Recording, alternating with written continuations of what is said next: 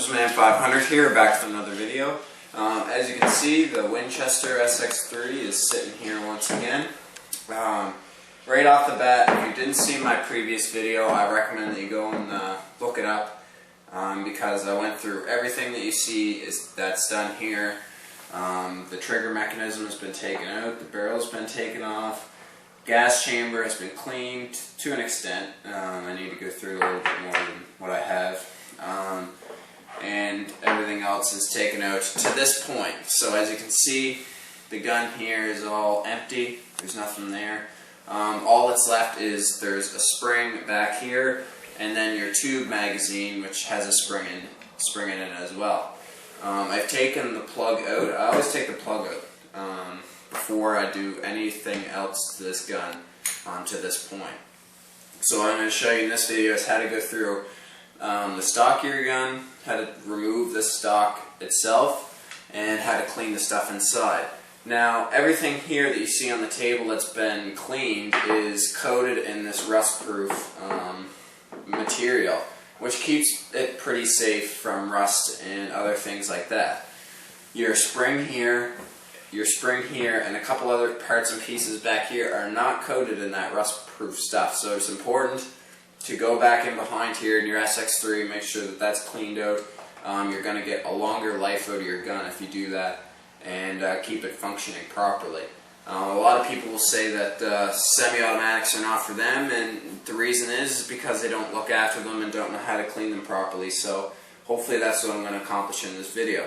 You're going to need some tools.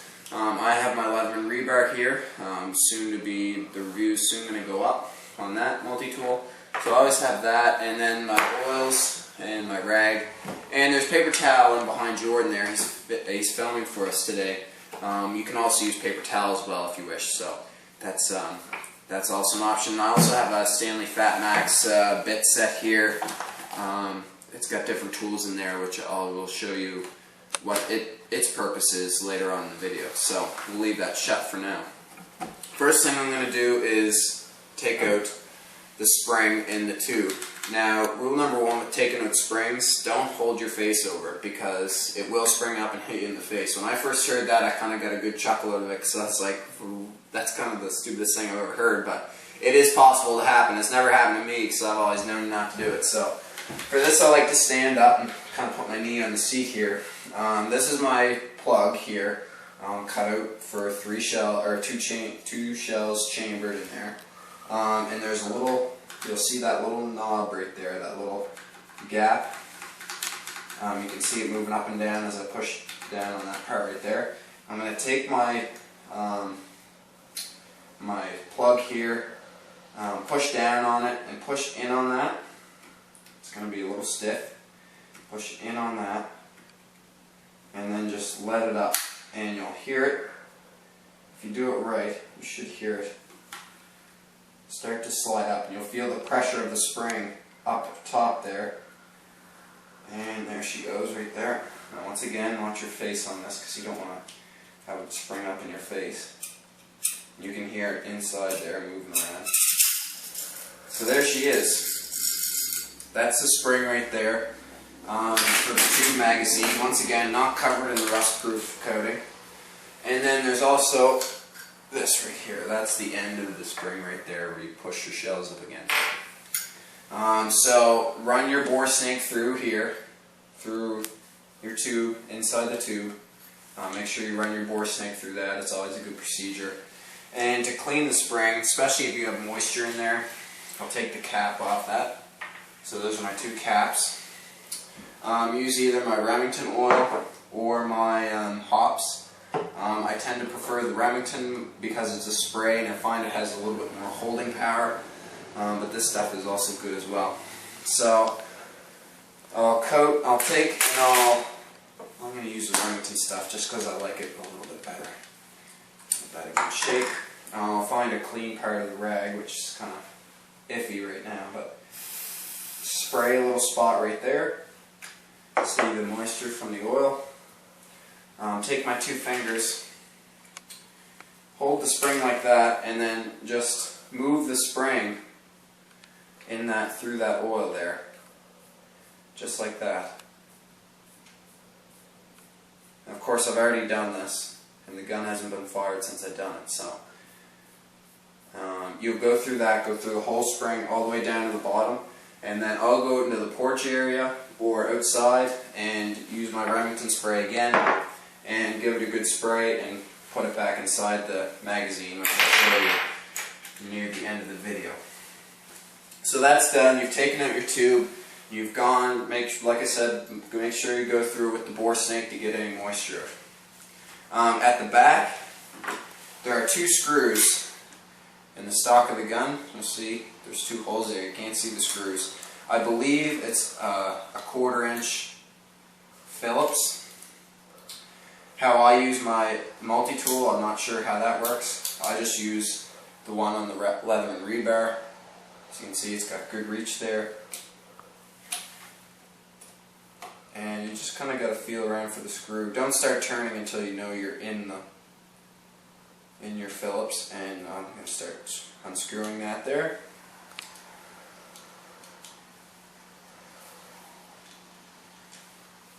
And it's coming. And I'll do the other one a little bit now. You really don't want to strip these screws, so really make sure that you got the right sized Phillips head for this, and I believe it's 1/4, but don't take my word for it. But if you feel yourself slipping when you're turning the screw, go get a different Phillips and try that one. And then that will come right off once you're done screwing. These 2 plates here are just to give the stock just a wee bit of length where I'm a little bit taller, and it makes the gun just a wee bit more comfortable to shoot. But you can just drop that right on there like that if you're a more shorter person or have shorter arms. So that's a good point to mention about the gun. Now, as you can see, from this point here, you'll see another 2 screws here, one there and one there. We're just going to go ahead and pop those off. This really doesn't do a whole lot, but you need to take it off to, it's not flying here. You got to take this plate off to get to the internals. So do the other one. Make sure you set these aside and don't lose them.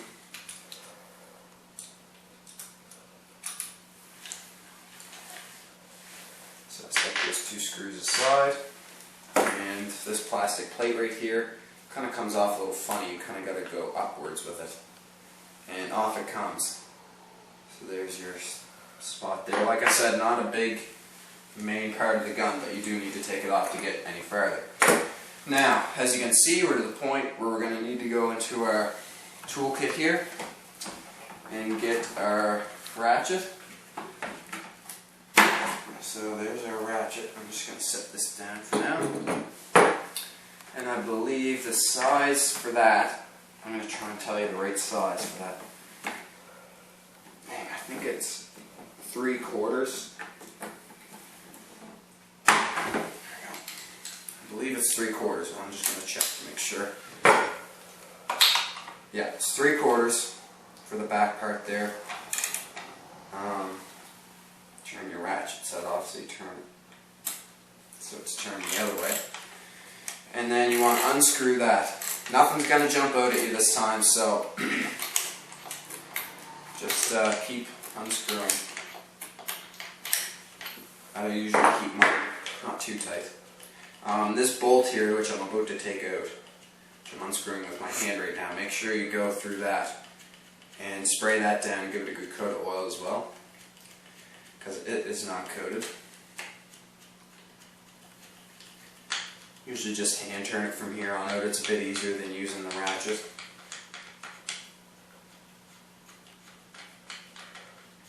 Keep turning, turning, turning.